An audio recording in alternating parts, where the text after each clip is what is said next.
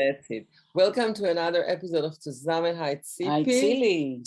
And today we have these beautiful girls from EMIS in Akfar Yarok. EMIS is? EMIS, they'll explain everything about okay. EMIS and the connection to the Charney Resolution Center. And Sara, let's start with you. Say who you are, where you from. Sara graduated from EMIS last year and she's in a gap year now in the school and in the center. So let's start with you, Sara. Okay, yeah, so hi, my name's Sara. I'm from the Czech Republic. I was a student at EMIS. I'm an alumni. I graduated last year. EMIS is the Eastern Mediterranean International School. And it sort of is a really cool school in Israel that has a mission for peace and sustainability.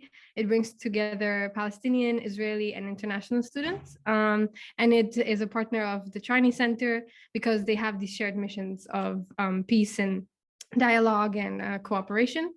And this year, what I've been doing as a part of my gap year is that I've been interning for the Charney Center, working here and sort of coordinating the projects here between the Charney Center and EMIS, mainly the peace simulation.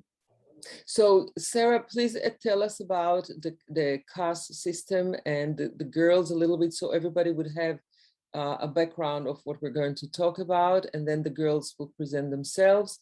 And then we can talk more. Yeah, for sure.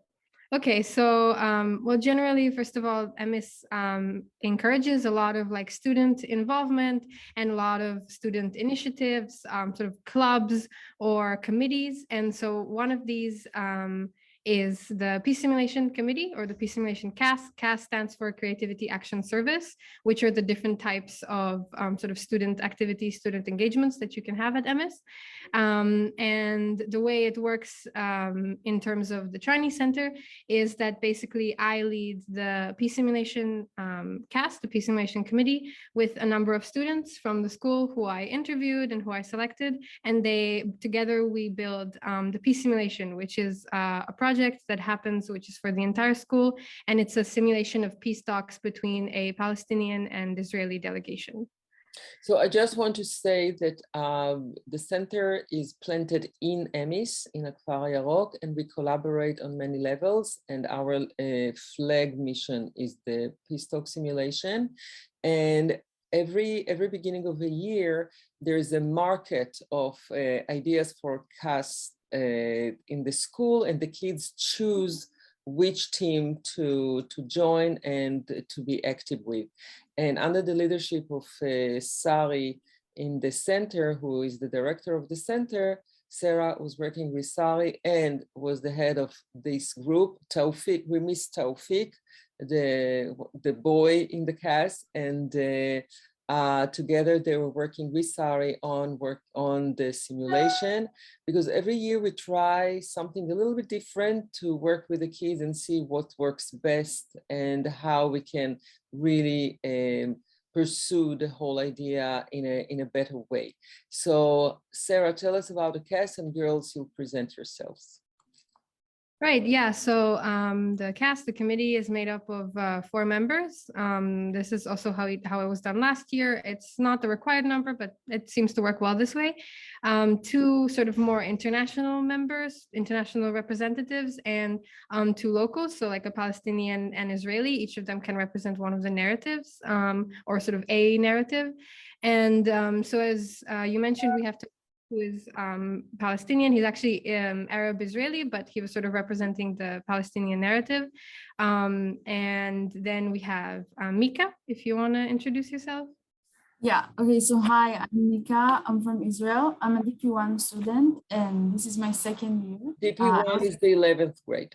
Yes, yeah. And I was pre-DP last year, which is kind of like it says pre-DP, so it's kind of a program to prepare you for the IB diploma. Yeah. The IB system is basically, EMIS is one of the bases of IB international program. On the top of it, they have the program of EMIS, which is part of the program in Israel. And on the top of that, they have us in the center. So they're very busy kids, but they can handle it well. Yes, Noah, Mika, yeah. Now Noah and Adea, yes. So I'm Noah. I grew up in Germany, but I'm also half Israeli, and I'm a DP2, meaning 12th grade here. And so I experienced peace simulation as a participant last year, and this year I joined as one of the organizers as well. Yeah, I'm Adea. I'm part of the graduating class, also DP2. I'm from Albania, and I experienced peace simulation last year, and I really enjoyed applying to be an organizer for this year's peace simulation. I felt it was a very nice experience. And by the way, just to remind everybody, because we mentioned that from time to time, we're talking about a group of students that 20% of them are Israelis, almost 20% Palestinians, and the rest from the rest of the world. They come for 2 years. Some of them come for 3 years to the preparation for the 2 years. And after that, they're going to college. I mean, everybody goes, they spread all over the world. They go to all kinds of universities that accept their program, and the Israelis go to the army. Yeah. So, okay. So I have a question, because you used the simulation, okay? So in the simulation, you exchange roles, like the Palestinian acts as Israeli and Israelis act as Palestinians? So should I answer? Yeah, I can try. Sarah, you can do that, yeah. The simulation is a bit different every year. So, I mean, we always sort of work on the model and we try out different things. But the way we did it this year is that we sort of had a mix. So we encouraged some Palestinians or some Israelis to swap and represent the other side. And in general, this is like, for me, like leading the simulation, I try to encourage people to their comfort zone and the sort of narrative that seems to be closest to them. But we also had some people who were representing like their narrative. So Palestinians who were representing the Palestinian delegation, and Israelis who were representing Israeli delegation, and internationals who were representing, you know, either one of those two. Because we sort of felt that on one side, we wanted to challenge people, but on the other hand, we also felt that, you know, it's easier for people who have sort of personally lived an experience to represent it. So it's sort of a combination of those two things, I guess. But I want to say, Tzipi, that this is the 6th year that we are doing it. And we changed so much from year to year because we're trying to really be very organic about it. We have a platform that is very strong, and the base is the same, but we try many ways because every group of kids react differently, they're prepared differently, and we try to work with everybody their way or our way and mix it together. So so the end goal is exchange information. Each group like present is history, the culture, or it's to change attitudes and, you know. No, the end goal is I'm basically sorry, I don't know what's wrong. to try to get to an agreement and to experience the negotiation. The preparations are a little bit different every year. And every year, I think we prepare the kids more and more and more. They're more informed. And of course, the fact that part of them Palestinians and part are Israelis, you get closer to this than from the international. But it's, I think it's a very interesting experience, but I rather that the kids will, they're not kids anymore. I always call them the kids. Yeah, but I wanted to know if from your experience, did you see a attitude change or people change their ideas, especially Palestinian and Israelis? One of you guys want to answer? I can talk about my own experience. So when I had peace simulation for the first time last year, I was one of the kids that Sarah had to encourage to be on the opposite side of the narrative, because I was really insisting to be on the part of the Palestinian delegation, and I happened to be in the Israeli one discussing the topic of Jerusalem. So all the time I was like, hey, could it be that I stay on the Palestinian side because that's the side that I know more of, that's the side that I feel like I have more knowledge about. And then Sarah was like, well, it would be nice for you to try the other side to see what is actually like to be in the difficult spot of discussion, of having negotiation talks and peace talks between two sides especially like with the Israeli and Palestinian conflict. So me, I think that my vision just broadened up. I had a wider horizon of knowledge regarding the issue and how hard it is actually to be part of these talks and to find some sort of a solution or come to an agreement, because you don't only consider, okay, the actual problems that are going on, but while you discuss, you also see like emotional parts or historical parts that like the people are discussing about. Like you can see a Palestinian that's actually talking maybe about a personal experience, maybe they're talking the experience about a family member, something that has actually happened. So the amount of emotional bargain, but also the aptitude of and importance of the issues that we're discussing, I think it's a very good tool that can help us like broaden our knowledge regarding the Israeli-Palestinian conflict. So I felt very enlightened, I'd say. But did you, I don't know what kind of views you had before you came to the school or what knowledge, but did you feel that you changed your attitudes? You were more open to the other side? Yeah, and I also felt it as well as like I also had some Palestinians and Israelis as well, and I saw that also they had like a whole moment of reflecting that, hey, it's not just the side that I always believed on, it's also the other side that the other delegation is talking to me about that exists. There's a lot more to this issue than what I know and what I've learned. So there was like a whole shift in our perspectives and what we believed in and what we wanted to learn. And I feel like we all became more open after that activity, peace relation. I have to say something because for all of you, because you don't know that and Tzipi is not aware of it. The school exists only 1 year more than we are. It's like we're talking about 6-7 years, you know, the whole experience. It was interesting to see that in the beginning, how the Palestinian students reacted, because it takes time to build trust, you know, and the whole thing was new. They didn't know much. So it changes every year, and also it changes personally for the kids. And I think the interaction changes a lot of stuff because they basically share life with you guys every day.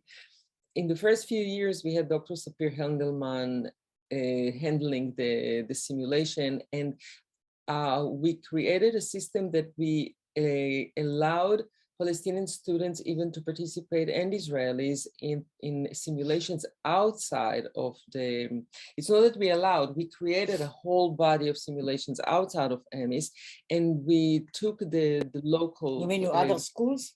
I mean, with the schools in the Israeli and Palestinian system, we had simulations, and we had our students also guiding or participating or collaborating, and also with the activities that we did with Sapir outside in Tel Aviv. We had our kids, you know, participating because they were like more experienced, just to give them an oomph of the real stuff. So there are many ways that we engage with activities in Israel that take place. At the same time, we would like to allow the kids to take more and more part in the simulation in the school itself, in EMIS. By the way, Palestinian, you mean Israeli Palestinian? Both. Both. Oh, you had Palestinian from the West Bank even? All the time. Oh, that's fantastic. So let me ask you, so you live together and, you know, friendship, of course, you know, happens. And so you become friends. I wonder if becoming friends and know that everybody is nice, actually, a human being and nice, really ease the tensions in terms of the political climate between the two societies. Yeah. You wanna... No, go, Mika. I think it becomes kind of complicated. I think once we're all here, we kind of live in this environment that seems very, at times, not political, because at the end, we come to this realization that we're all just humans and we all came to this place to live together, and most of us have the same meaning for why we came here. I think sometimes tensions are created. My roommate last year was Palestinian, and we still managed to have a really, really special friendship. And I think actually in the hard times, we got even closer because we were able to discuss the issues that are happening and what it means for our relationship and how we can cope with it. I think we are more in the situation where the tension is less present because we try to support each other rather than adding more to what is already happening in the world that is outside of this campus. So I think Yeah. it creates a very special relationship between us. You think you're going to continue your relationships after school? I think so. I really hope so. I think it's very complicated because, like you said in the beginning, most of the army, and I know as an Israeli, having close friendships with Palestinians can be more complicated after we go out of this place. I know that I want to continue the friendships that I have and the relationships that I have here, no matter what is the nationality of the person. I hope that the other side will be willing to do the same as me. I want to. I think the friendships I have created here and still will create are very special and unique. And I hope that we can bring the thing we create here, like in the simulation and in our daily life, in classes, in rooms, to the outside world after we graduate. Yeah, but when you go out and back to your societies, now we don't have a real Palestinian here, but you probably ask yourself or ask them. So when they graduate EMIS and they go back to their place, is the society is able to almost bring them back to their original views, political views? Like if they change now and they can really believe in peace and can really believe in a dialogue and they go back to their society and their society, let's say, don't believe that there is hope. What happened to you guys? Or the guys who were in EMIS, what do you think? Maybe I can try to answer because I've graduated. So, it's kind of already happened But for you are me. here, you didn't go back to your community. Yeah, but my friends did. Okay. What I would say is that, I mean, it really depends on a personal level. Like, I think there are people who just kind of go back and reintegrate and, are also not like super politically involved. Like, maybe it's just not what they want to do in life and they don't really want to think about it. But I think there are also a lot of my friends who are still very close and are also active in sort of promoting peace or various kinds of activism or different, collaborative projects. Like I have two very close friends. One is Palestinian, one is Israeli. The Israeli girl is serving in the army and they're like international relations. The Palestinian one is at university and they're still very close. So, and they still talk. Although she's in the army, it doesn't influence the fact that Israelis are going to the army and they can end up in the West Bank, right? It does. I think from my experience, my Israeli friends, a lot of them, it made them think about serving in the army. Some of them try to opt for roles that are not like combative roles, so like I have friends who do like they're teachers in the army or they're, I don't know, photographers or like things like that they feel like they can still serve their country in that way because they might still see like a value to like service to their country and they might see the point of having the army, but they also don't want to sort of support some of the more like militaristic aspects of it. So they don't want to be active soldiers, for instance. I have to say that in general, the students of EMIS are very strong opinionated. They're very active people and with the high responsibility towards the society. And we all remember that at the end of the school, the Israelis go to the army and the Palestinians go back home.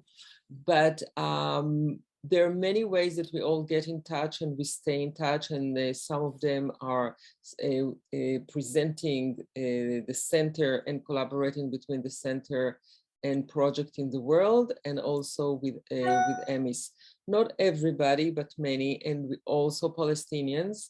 And everybody is carrying something else, and everybody is a little bit different when they finish and they graduate and they move to the world. And it's very interesting to see how they all get involved. But girls, I would like to go back to last year, because last year, the pandemic, the war in Gaza, you were stuck at school, you were stuck in the shelter, which is the center, and together all the Israelis in this room, right, and the Palestinians. How was it? What took place? I think from my personal experience, it was extremely interesting to see because when the tension started before the rocket started and the siren started and we had to go to the bunker in the middle of the night, you could really feel the tensions also gradually increasing on campus because everyone, like, you have to imagine almost half of the school was personally involved in what was happening and people really had polarized views. And you could feel how kind of that rubbed off on their personal life. And as Mika said, once you live together, you kind of forget that there's a lot of tension because you have your daily life together. But then if something triggers out something like that, it becomes polarized really quickly. But then when it turned to be really scary, like we had to go to the bunker, for example, then you're on the same surface again, like we're all humans and the only thing we can do right now is comfort each other. And then it goes all back to kind of like we're friends and we have to support each other, and you leave everything, like all your beliefs aside kind of. So it's really interesting how that switches and how critical situations can influence us on such a like deep level, because they bring us from being friendly with each other to going back to, what I believe in, to actually realizing, okay, I can't do anything about this right now and I have to support my friend. And it fluctuated, like we were stuck all together here. We learned so much about each other and we have this one extremely unique experience that we share. And I think we will always remember, which is that we spent a year together in a boarding school, one of the only ones that was open during a pandemic and also during a war. Can you share with us a little bit what happens when a terror attack or something is taking place in Israel? Like we're experiencing a very tough month. What's the atmosphere on the campus? Maybe I can talk a bit about that. Sure. So when the attacks started happening and we still didn't know what to do, what could happen, the first solution that the school came up with that the students should stay protected and we should stay inside. And during those, on the occurring time that the attacks were happening, we also had some school events called Culture Days. And it just happened to be that it was going to be the Palestinian Day and the Israeli Day representing. Our Palestinian students saw it reasonable and more safe for them that while the attacks were happening, they should not show any they should not show or actually do their culture day, as well as the Israelis in solidarity, both decided not to do their culture days because, as our Palestinian students said, that when attacks like these happen or problems like these happen, Palestinians feel that even though they haven't done anything, feel that they should keep their head down, be quiet, and stay calm in order to avoid aggravations and everything. And I think that our campus in general was very strong and was very helpful in those hard times for not only our Palestinian students, but also for our Israeli students, our internationals that were scared of attacks because Israelis are scared that maybe their families have been hurt. God knows what happened. Palestinians are scared of what can happen next to their community, what's going to be said about them. Internationals are like the third point of view that are worried about both their Israeli friends, their Palestinian friends. They're also worried about themselves and what's going to happen in a place that they don't really know. But I think that we were all here for each other during like the hardships that came with the attacks. And just to quickly add, I kind of have a feeling because you mentioned the terror attacks and they were different from last year's May, a year ago actually. And I kind of have a feeling because I never experienced an actual fight about it or an actual tension about it here. Of course, it was scary because we were not allowed to go outside. And one time our friends were even outside and something happened in Tel Aviv.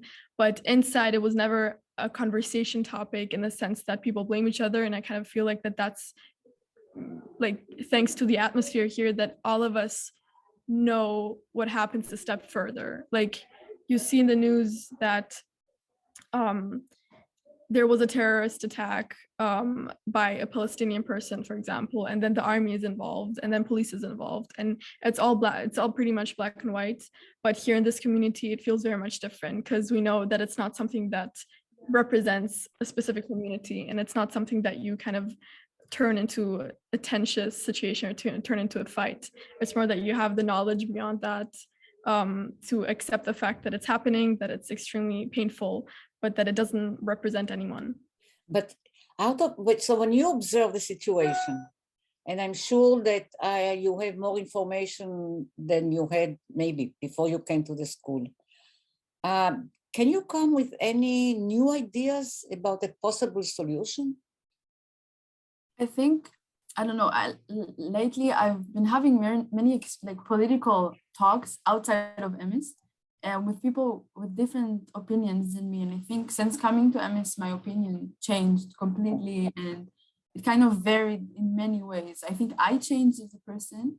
And I think with myself, I got to the realization that the solution is more about understanding rather than maybe agreeing or creating something new. Even though I think that if we can have, for example, two countries or one country together and we can get to the point where we can live together, I think it can be amazing.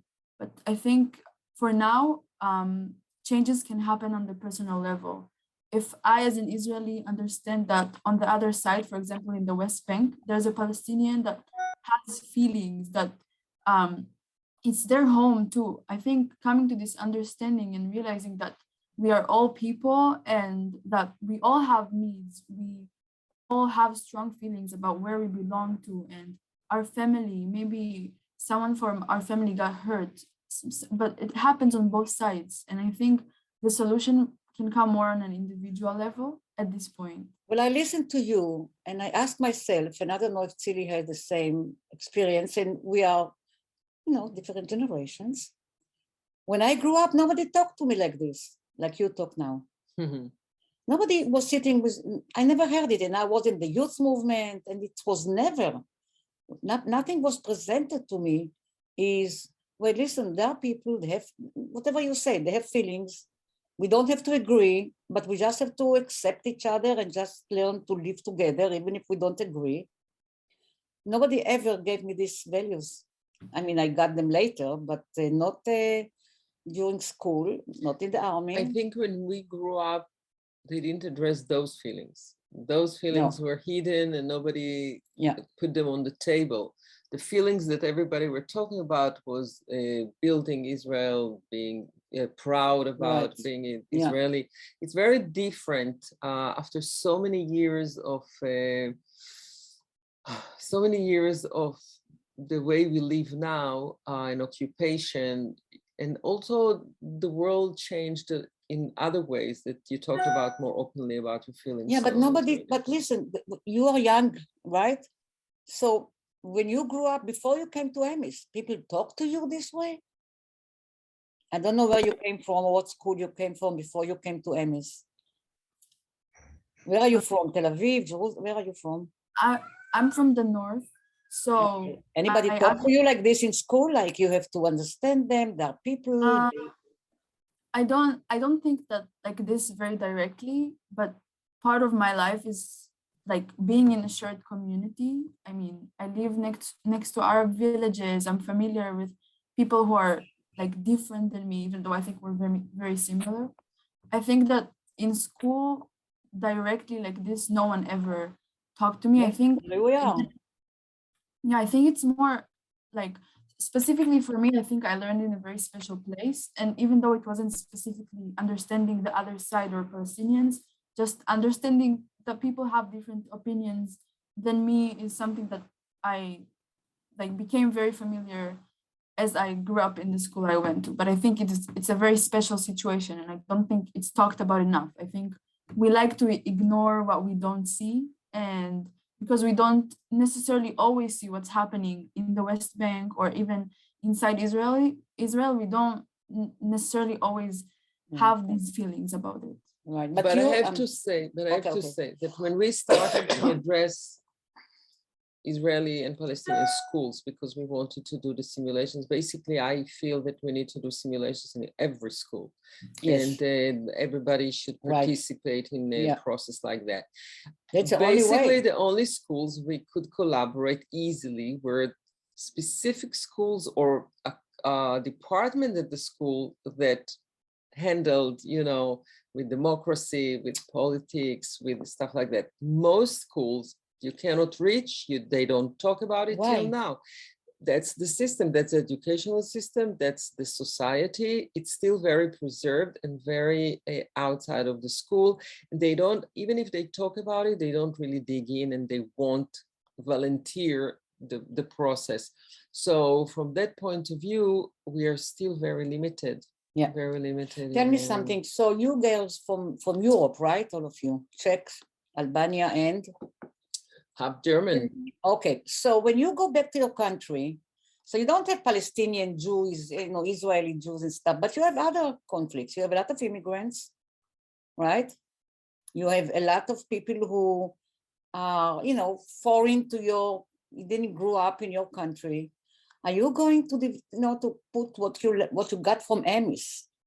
When you go back home, are you going to put this understanding in trying to have more conflict resolution in your own country? Is it possible? I can talk about my experience. So growing up, Albania is not the most accepting country if it comes to any sort of identity like LGBTQ, race, ethnicity, any sort of identity you identify with. So all the time growing up, there will be talks from your parents, from your teachers that, hey, for example, me and a Black kid, we're not the same. They say that I'm better. The Black kid can be a criminal, can be dangerous, can be any sort of negative thing that you can think of. And growing up, I had this sort of stigma that, why is it this way? Like, another child is the same as me and their ethnicity, their identity doesn't really matter. We're both humans. So I never felt really comfortable in the environment that I was raised in. So I always was insecure about the opinions that I had, that we're equal, we're the same. And I didn't understand why there would be these racial or like these identity borders that we have between. And that's also the reason why I came to EMIS, because I saw it as an opportunity where I could see people that had the same ideas as me, where I wouldn't feel insecure or uncomfortable to talk about my ideas of equality and my ideas of like resolutions with identities to other people, and be backlashed with negativity and saying, but no, we're not the same. There's differences. But yes, of course there's differences, but those differences should not limit our relationships and our connections that we have with people. So that's why I came to EMIS in the first place. I established very good connections with people from all over the world, with different identities, with different nationalities and everything else. So going back home, I feel that I will be much more confident in my opinions and also sharing them, and I won't be afraid to even teach other people with positivity and patience, even though they can hit me with a lot of backlash and a lot of negativity that's saying, no, I still don't understand. It's a very hard process for people who've been raised with these negative ideas about identities. So I will be patient because I know it's a hard process to do that. So that's what I want to bring back home. Yeah, but you know, just the four of you. So when you look at the Palestinians and the Israelis, well, it's basically you three because you are an Israeli. Let's face it, there is different power kind of dimension. You know, the Israelis are, you know, the conquerors, they are the strong one. And you have the Palestinians who can be very strong as people, but they are in disadvantage, right? Whether they are Israeli Arabs or Palestinian from the West Bank. So do you feel this discrepancy between the people, the way they are positioned in each society, you know, in the other society? You know, you understand my question? I think, like, personally, because I grew up in Germany, for example, and developed some sort of, like identity questioning when I came here, because I always identified myself as Israeli, and it was very strong because not living here, it was super easy to say, there's Israel and it's my country, but then you don't really encounter the problems. So coming here, I started realizing that it's a much, much, much bigger issue than I understood, because my only source was my family, and not the actual situation. I never felt what it's like to live here. But then at the same time, I still don't really understand the dynamics, because I lived in EMIS for 2 years, and EMIS is a different place than Israel. It's like a microcosm, and experience everything from a completely different lens, even though you live here and some things are, felt and are visible. The community and the dynamics year round are completely different. So it's still hard for me to understand exactly how what the power dynamics are. Girls, how hopeful you are for the situation in the Middle East? This is the most important question. I think, I don't know. I think when I first came, I was in some ways hopeful, but also quite skeptical, because, I felt like it's something that has been going on for a really long time, and it hasn't really found a resolution. And it's sort of stuck at this like status quo that, sort of fluctuates, but it doesn't seem like there was much of a path forward, sort of in recent years. And but then when I came to EMIS, I think I became more hopeful, because in my time here, I saw changes in like Israel's relationship towards Palestinians, and also like Israel's, changes in Israeli politics in general and leadership, and also like Israel's relationship to other Middle Eastern countries, right? So like, and other, I think, countries in general around the world, right? Like now it has relations with Morocco, which it didn't have when I first came to EMIS as a student. And now, it has relationship with the UAE, which it didn't have before. And so I think, it's very frustrating to be stuck in the status quo, and it's really easy to feel like nothing will change. And yet, while I've during my time here in these 3 years, so many things have already shifted.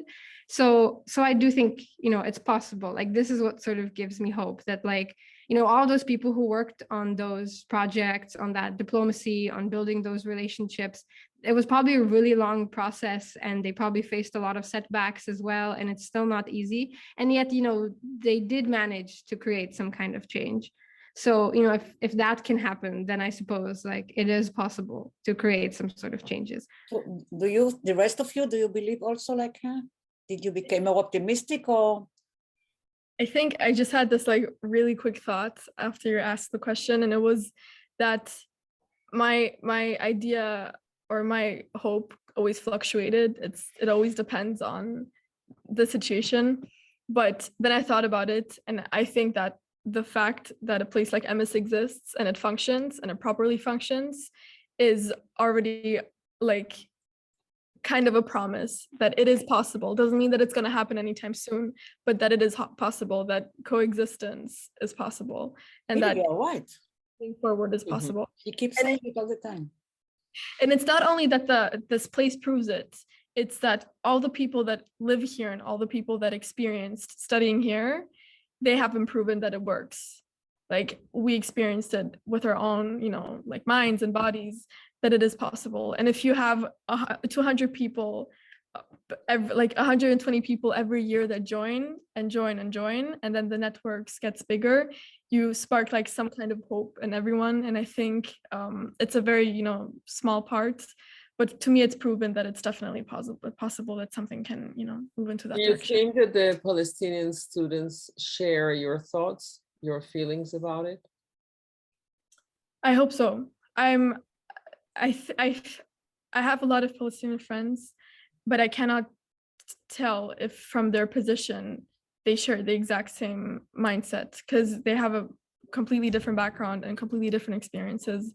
And I respect that. And I will never come near to that. I could never come close to experiences. But the dynamics that you feel here and what people kind of learn through here, and for each one, it's individual. Some people don't agree with it, and some people still don't like it. But the ones who do experience having an Israeli roommate, or living with internationals and kind of teaching internationals how to be sensitive enough to the situation, there's definitely some kind of hope, I think. Yeah. Girls, what's next for you? Well, Mika, we know you go to the army. I still have another year here, so but next is the army. But Sarah, what's next for you? For me, I'm going to university at the end of August, beginning of September, something like that. Well, I'm going to France, in Normandy. It's a political science school called Sciences Po, Sciences Politiques. I'm going to be studying political science and economics. Yeah, and so that's what I'm going to be doing. It's also a really interesting program, and I think EMIS has really prepared me for it. And also working at the Charney. Actually, I already got into the university last year, but I requested like a deferral from the university to be able to work with the Charney this year. And I think it was definitely worth it. I think, you know, it's really relevant to what I'm going to be studying and what I want to do afterwards. So yeah, that's great. Okay. And you girls? I will be doing a gap year next year, Ah, because after EMIS, I just realized that the smartest thing I can do is take a year and try things, or just like physically experience some things. And I'm applying for some internships right now, also specific to politics. One is, for example, in Jerusalem here, and I'll see how that will go, and then I will apply to university next year. okay. And you, Adea? Yeah, I'm also planning to take a gap year, and I've already planned out what I will do. Basically, I'll take some internships back home, and I'll apply for some internships in Italy as well. But I was also like interested to continue working or having connections with the Charney Center. I also talked with Sari about that, because like attending the peace simulation when I was in 11th grade, then organizing it when I'm graduating, and it sort of feels like this experience is sticking with me, and I've created like emotional ties to it almost. And I want to take it back home as an opportunity for like not only solving the Palestinian-Israeli conflict, but solving conflicts and issues in general. Like, as I mentioned before, like with the identity issues that I mostly face at home, I want to make something possible for people who probably have the same issues with me, expressing their opinions about equality and peace talks in general. I want to give them a safe space where they can talk about it. And maybe even if one person comes out of those activities that I hope to organize, comes out with the idea that, hey, now I'm confident in my opinions and I'm ready to spread them with other people, then that's already an accomplished mission that are going. Well, I believe in you girls, and I believe in all the guys in EMIS, because they're really, I always feel that even only one or two or three of you will carry something on, and it will pop out in many years ahead. We're doing well. So this is really It was great to not only to meet you, but to listen to you. And you actually are pointing the direction. If schools and the Ministry of Education everywhere will not adopt those ideas that we were talking about and start from an early age, then I don't know how much will change. But if you will be able to point the direction, I was surprised when you said that you cannot go to every school. It's really it's not. Listen, the atmosphere is very different than what we think, because we believe in different things. But I think that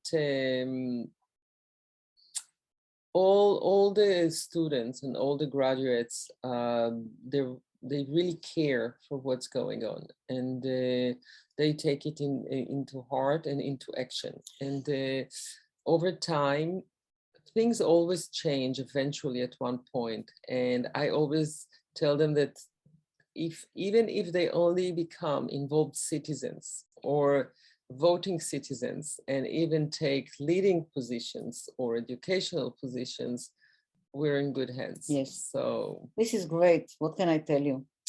Thank you, guys. That was really nice to meet you. You all know each other, but I came from the outside and I'm overwhelmed. And we'll hold fingers, all of us. Okay, take care. Wait, we'll see. We're coming back next week with different inspiring people like you, I hope. And take care. Yeah. Great to meet you. Bye. See you Bye-bye. next week, everybody. Thank you.